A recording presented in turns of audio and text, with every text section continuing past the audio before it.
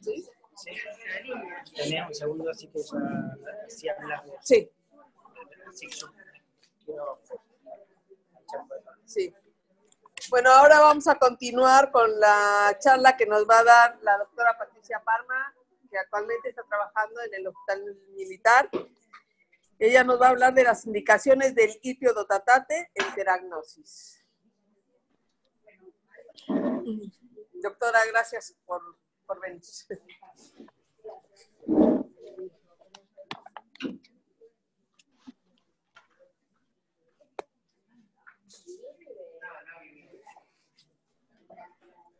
Buen momento para dormir la siesta. Vamos a ver sobre todo cómo se está. No, tratar de hablar para este lado. Sí. Yo si querés te paso. Bueno. Si no tenés animación, no te me quedes muy lejos de acá porque si no, no van a escuchar. Sí, también querés tener... Lo que pasa es que a veces me manda mensaje por acá, entonces... Bueno.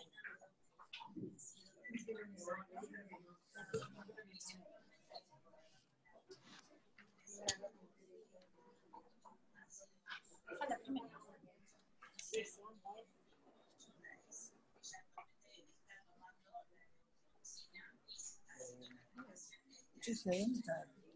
Che.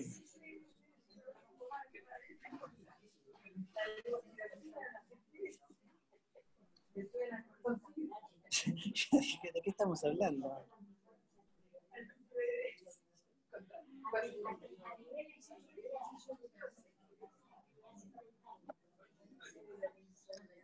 Bueno. Espera que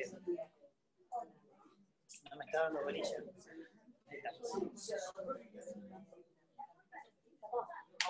Hay que sincronizar demasiadas cosas. Sí. Hay que hacer una a la izquierda algo, a la derecha algo, la otra allá. Pobrecito. Encima le piden que lo pinche. Más barato tenés, dice la medusa. Lo que vemos en la centellografía o lo que vemos en el PET es una expresión de los receptores que se encuentran en las membranas celulares.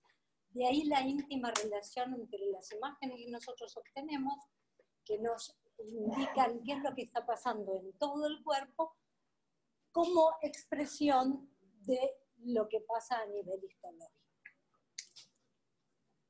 Las indicaciones para el tipo de terapia con radiofármacos como el Dotatok y TRIO90 son fundamentalmente las que están consignadas en esta lista y que tienen que ver con una enfermedad que está avanzada.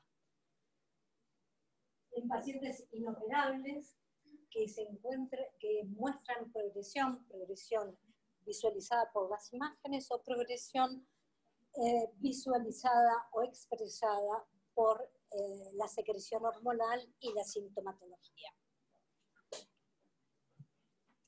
Lo que consideramos cuando evaluamos al paciente no es solamente la imagen, sino las características especiales del paciente.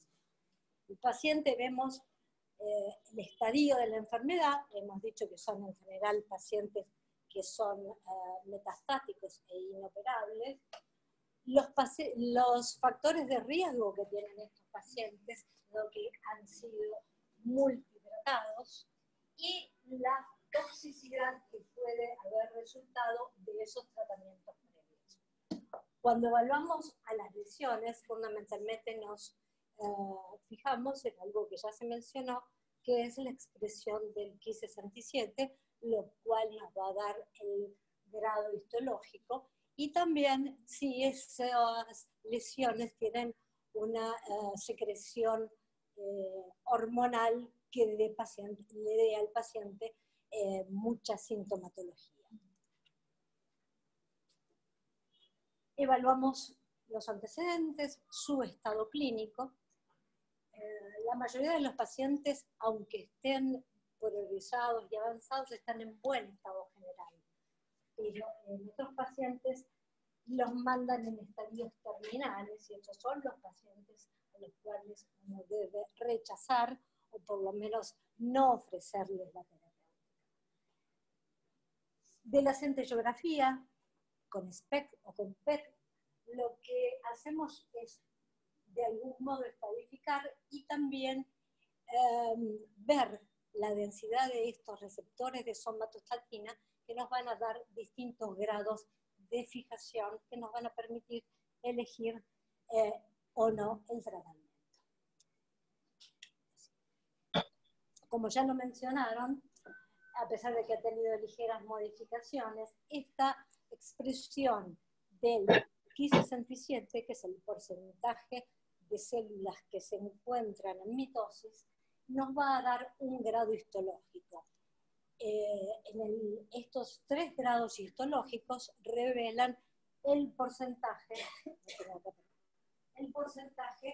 de mitosis. El grado 1 es el que tiene menos mitosis, el grado 3 tiene más mitosis, y yo no lo incluí en esta imagen, está el grado 3 de carcinoma pobremente diferenciado.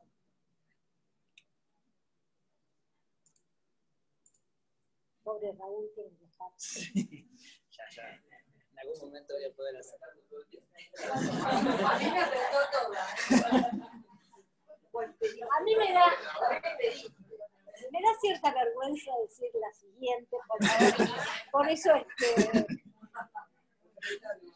Pero casi le haces una caricia.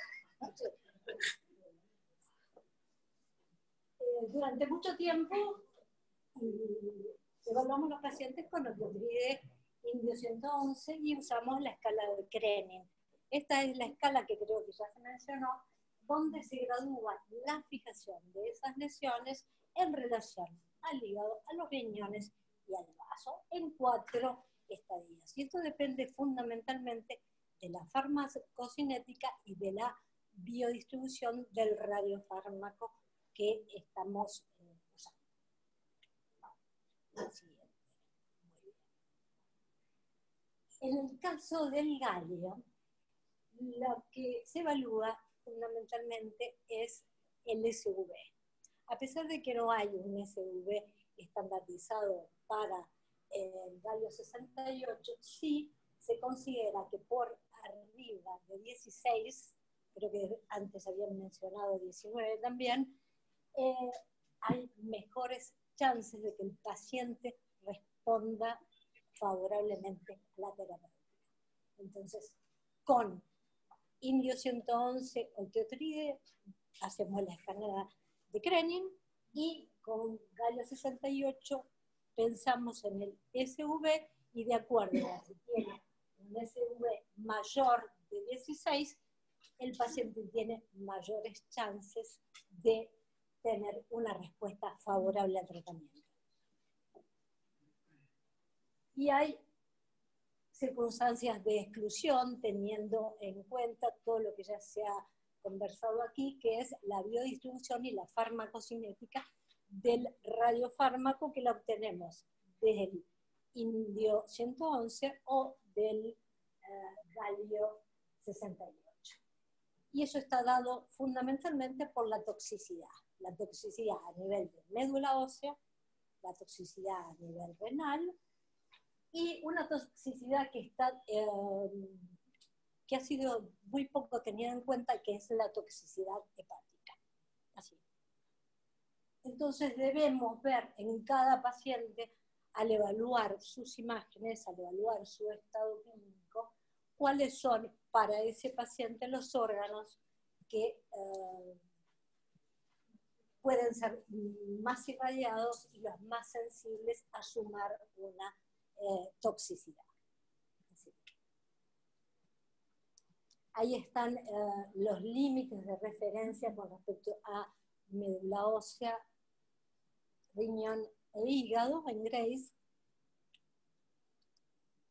y evaluamos el tratamiento en función de determinadas características. Pueden ser funcional y morfológica hemos estado demasiado acostumbrados a ver o a esperar reducciones importantes en el volumen de distintos tipos de tumores, fundamentalmente por haber visto con IO 131 una desaparición de muchas lesiones, y cuando uno se encuentra con este tipo de pacientes no se observa el mismo tipo de respuesta fantástica que con otros radiólogos.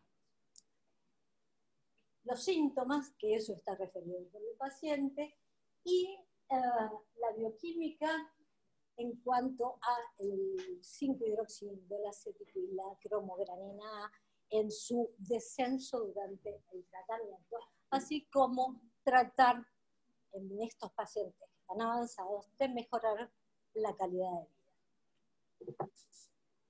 Las respuestas que ustedes pueden ver oscilan para los distintos autores y para el ITRIO-90 entre el 15 y el 35%. Prácticamente no existe respuesta completa. La respuesta completa se podría obtener en lesiones muy, muy pequeñas, que en general son pasibles de cirugía o de otros tratamientos. Toda la bibliografía relata este porcentaje, sumando respuesta parcial y respuesta completa, alrededor de 15 a 35% de los pacientes responden. En este listado, yo no sé si ustedes lo ven bien, más. Bueno, yo no lo veo. También el eco de cerca, pero no sé.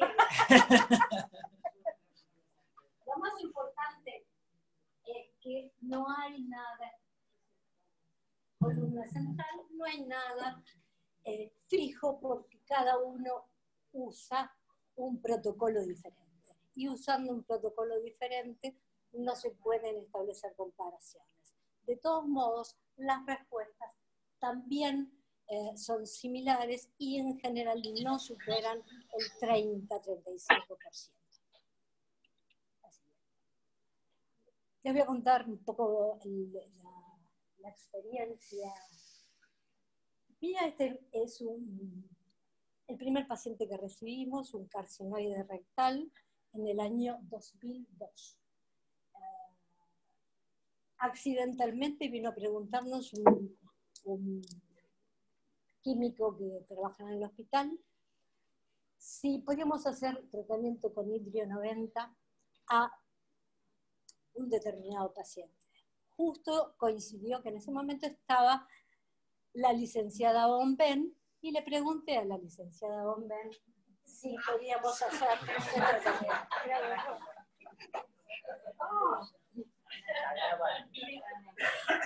Y la licenciada me dijo, pero ¿cómo no? Da los papeles.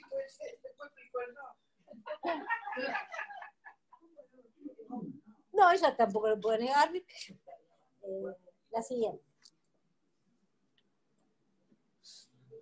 Esta es la imagen que mostraba antes Cristina de la centellografía, no teníamos en aquel momento cortentero ni nada que se le pareciese, antes del tratamiento, y la centellografía post-tratamiento después de 4 dosis.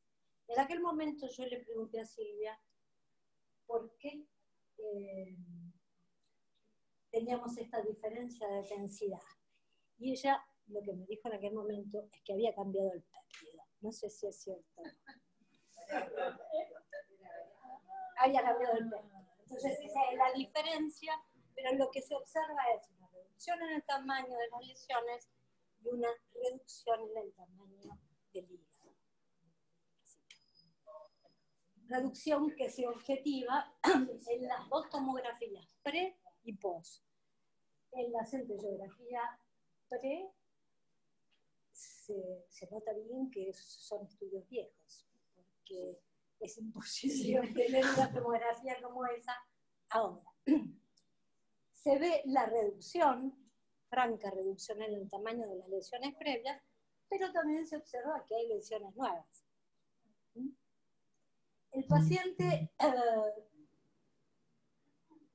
tenía un carcinoide de colon, un carcinoide que desapareció por, no sabemos qué, pero desapareció. Las metástasis no, las metástasis se redujeron. No, le hicieron el examen por restoscopía, desapareció la lesión. Así. Como consecuencia de esto, y en una época, no diría que tan convulsionada como esta, pero más o menos, teníamos recursos de amparo por distintos temas. Habíamos tenido recursos de amparo por pacientes que querían aplicarse Samario, y coincidió que una paciente vino, habló con otro paciente que había hecho un recurso de amparo. Y fue a la Autoridad Regulatoria Nuclear, donde le sugirieron, la abogada de la Autoridad Regulatoria Nuclear, la señorita en ese momento Domínguez, que hiciera un recurso de amparo. La paciente va y hace el recurso de amparo, y siempre hay periodistas en tribunales. Alguien tomó esa información y la publicó, tal vez porque no tenían nada para publicar, en página 2.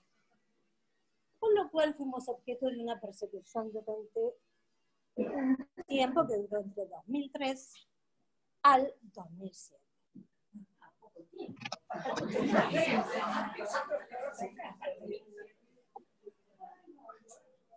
Aprovecho la oportunidad para agradecer los testimonios que solicité en aquel momento a la doctora Vázquez, a Silvia Castilla, a Agustina González, desde la Autoridad Regulatoria María del Rosario Pérez, que nos ayuda mucho, y también por su no intervención al doctor Watanabe, que estuvo bastante discreto. Gracias. ¿Cuál es? Yo eso se lo tengo que agradecer. Hay veces que la gente es más virulenta y actúa de manera diferente. Las toxicidades. La que más nos preocupa en un principio es la de médula ósea. Pacientes que tienen múltiples lesiones, la circulación del radiofármaco hace que se produzca una gran irradiación, y eso puede causar una toxicidad que puede ser muy importante. Esta es una de las pacientes también de aquella época que presentaba una profusa sintomatología y estaba con unos leucocitos de 4100 de base. Era lo habitual en ella estar con una leucopenia. Efectuó 3 dosis de Metastate IDO 90 y no se modificó significativamente ese nivel de leucocitos, y la paciente estuvo. Lo que se ve aquí es la respuesta, que también es una respuesta significativa. Así. Esta es una paciente de hace relativamente poco, con múltiples metástasis hepáticas, peritoneales, óseas y un ganglio supraclavicular. Se recibió 3 dosis de ITRIO 90, paciente muy, muy sintomática. Los síntomas se redujeron y se redujeron significativamente. Estamos hablando de pacientes que tienen una diarrea con 10 deposiciones diarias, que es absolutamente inmanejable. Así. Y esto es la tecnología, o sea, cómo ha cambiado el mundo. La paciente manda por WhatsApp los resultados tenemos los valores, también tenía una leucopenia de base, el valor al inicio y el valor al final del tratamiento, junto con el comentario de que se sentía bastante mejor si no caminaba mucho. De la misma paciente, los valores de plaquetas. Con tanto volumen tumoral uno esperaría que realmente la repercusión en médula ósea fuera importante, pero no. Ustedes ven que prácticamente eso se ha movido bastante poco. Me pareció la mejor manera mostrar ejemplos concretos de cosas que nos han pasado para dimensionar el tipo de riesgo que uno puede tener. Gracias.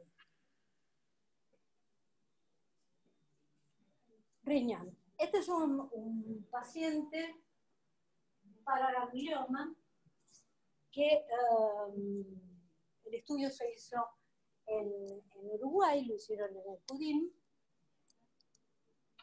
Un paciente que tenía un paraganglioma, por lo cual se le efectuó la nefrectomía izquierda y representaba un riesgo la aplicación del tratamiento para no deteriorar su función, la función del único riñón que tenía. Este paciente tenía lesiones fundamentalmente todas óseas, de distinto grado, muchas no se veían como comentó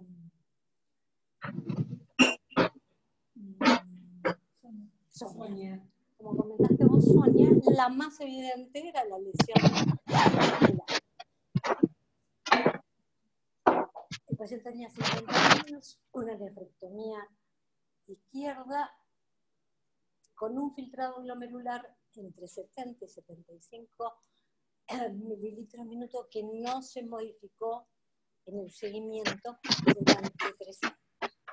A todo que este paciente tenía un sobrino con un feocromocitoma que había sido atendido acá en el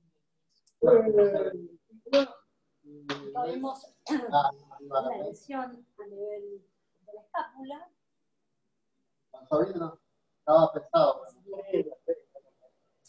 Y la reducción en la captación evidenciada por el SV. Sí, vacío va a ser el jefe español. Esa se de 45 a 35. Está bueno.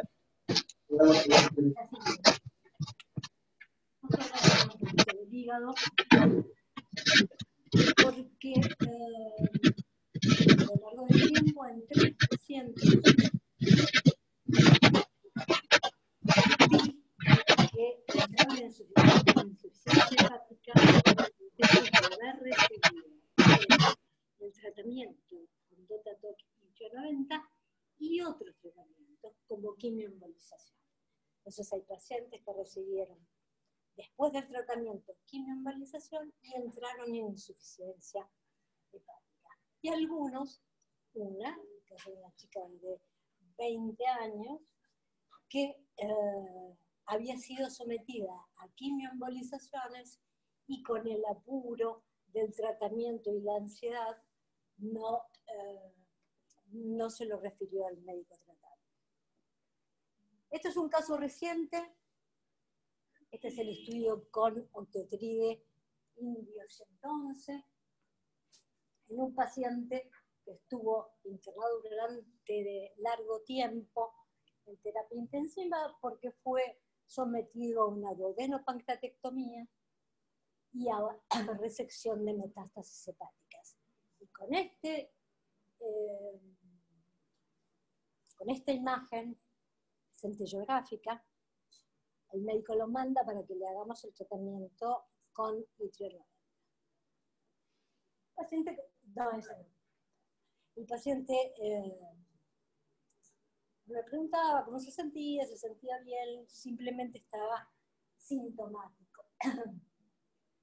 no podía caminar muy bien. ¿Por qué no podía caminar muy bien? Levántese los pantalones. Tenía un edema en los miembros inferiores impresionante y tenía una citis impresionante resultado de la insuficiencia hepática. 2 meses después el paciente falleció. Hay oportunidades para todo, hay oportunidades para hacer tratamiento y hay oportunidades para decir no. La siguiente. Esta es una centellografía hepática. Ustedes dirán, ¿por qué muestra una centellografía hepática y no la centellografía con octiotrino? Primero, porque no la tengo. Y segundo, la trajo el paciente. Un paciente de 70 años que tenía múltiples lesiones, que había estado en el exterior durante mucho tiempo, había sido sometido a quimioembolizaciones, aproximadamente 6 o 7 en repetidas oportunidades. El paciente estaba en excelente estado general y tenía, ustedes se preguntan, ¿qué es ese número 38? 38 años de sobrevida. O sea, este paciente no lo voy a tratar, no le voy a arruinar sus 38 años de sobrevida. Hay pacientes que tienen una sobrevida importante, independientemente de los tratamientos médicos. Necesitan más volumen. Más volumen. Sí, no escuchan.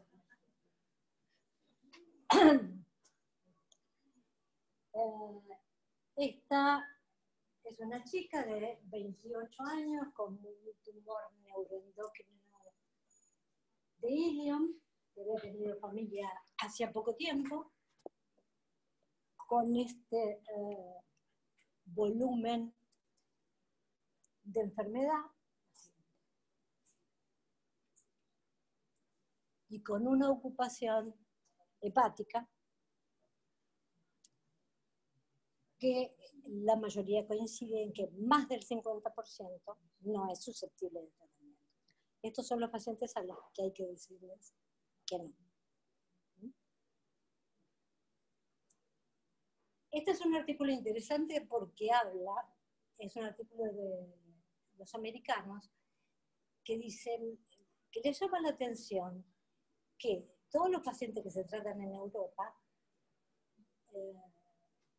refieren en algunos casos toxicidad hematológica, generalmente leve o moderada, toxicidad renal muy alejada, y nadie habla de la hepatotoxicidad. De algún modo lo que dicen los autores es, ¿será que son diferentes los pacientes americanos? No, es que no ven esa toxicidad, o por lo menos no la describen en los trabajos. Ahora, con respecto al Ki-67 y al grado histológico, voy a mostrarles 2 casos de 2 chicas de aproximadamente 25 años. Este es el estudio inicial en junio del 2014. Efectuamos 3 dosis de TOC y 90 y efectuamos el siguiente estudio en mayo del 2015. Por supuesto tuvo todos los problemas de obras sociales y de falta de autorizaciones, etcétera, pero se pudo hacer las 3 dosis.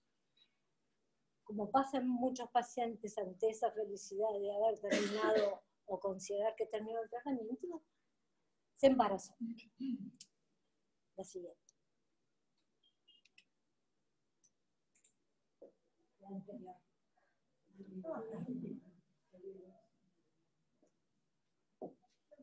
Esta paciente lo que tenía era un Ki-67 de 2%, o sea, era un G1.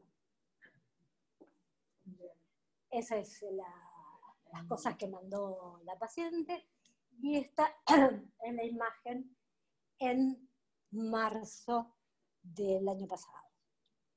Prácticamente con, por supuesto, con un aumento en el número de lesiones, pero no con un significativo aumento, estando sin tratamiento desde el 2015. Así. Y esta es una foto que me mandó este año, ella con la hija, sigue con octiotride secuencial larga. Otra paciente de la misma edad, con un tumor neuroendocrino de páncreas. También el estudio se hizo en junio del 2014. La siguiente. Y luego de sucesivos tratamientos con una quimioterapia profusa, presenta Galio 68 en noviembre del año pasado. La gran diferencia es el Ki67 de 25%, lo cual nos habla de un grado histológico 3, o sea, un grado histológico avanzado. O sea, son múltiples las variables que uno debe considerar.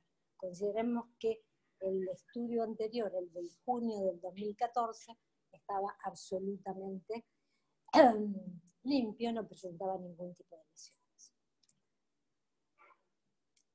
Aquí vemos lo que les decía, el índice de proliferación de 25%. Vení acá que nos van a retar del otro lado. ¿Cómo? Que te acerques acá. Claro. La próxima vez, bueno. No lo puedo ver acá. No. Está bien. Un hematocrito de 23, 81.600 blancos. 15 días plaquetas.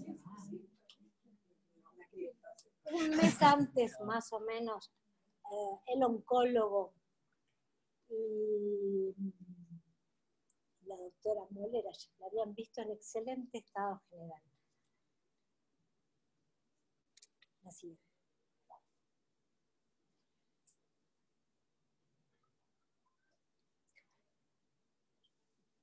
Vemos la bilirrubina, que está más o menos conservada, pero que tiene una albúmina de 2,85, lo cual nos habla de que ese hígado es insuficiente. No. Entonces, al examinar a la paciente, tiene un abdomen prominente con ascitis, con algo de circulación colateral y con edema importante en miembros inferiores. Y a los 2 meses, con gran disgusto del oncólogo que quería hacerle el tratamiento, a los 2 meses fallece. Esto es para señalar la importancia del índice de proliferación a la hora de hacer el diagnóstico. Y por último, pacientes aparte de los que puedan llegar a tener algún tipo de toxicidad, fundamentalmente hepática, las localizaciones. Hay lugares donde uno puede tratar y lugares donde no se puede tratar. Esta es una lesión de base de cráneo que evidentemente tratarla va a causar más daño que no tratarla. Esto es una paciente con un paraganglioma, una gran masa laterocervical y una lesión a nivel de tórax. Así. En la resonancia vemos que es una formación muy vascularizada, que la captación es solo periférica. El tratamiento no le va a hacer absolutamente nada, más que rayarle la piel, y no vamos a obtener ningún beneficio. Este año, por primera vez, están incluidas en las guías los tratamientos con radiofármacos. El tratamiento con lutecio, a los que seguramente se va a referir el doctor Alonso. Estas son este es un listado de todos los protocolos que hay, aparte del NETER-1, para el tratamiento de tumores neuroendocrinos auspiciados por distintos laboratorios. Y en esta imagen es para mostrar cómo la combinación de ITRA90 más lutecio aumenta el periodo libre sin progresión y la sobrevida global. Listo, gracias.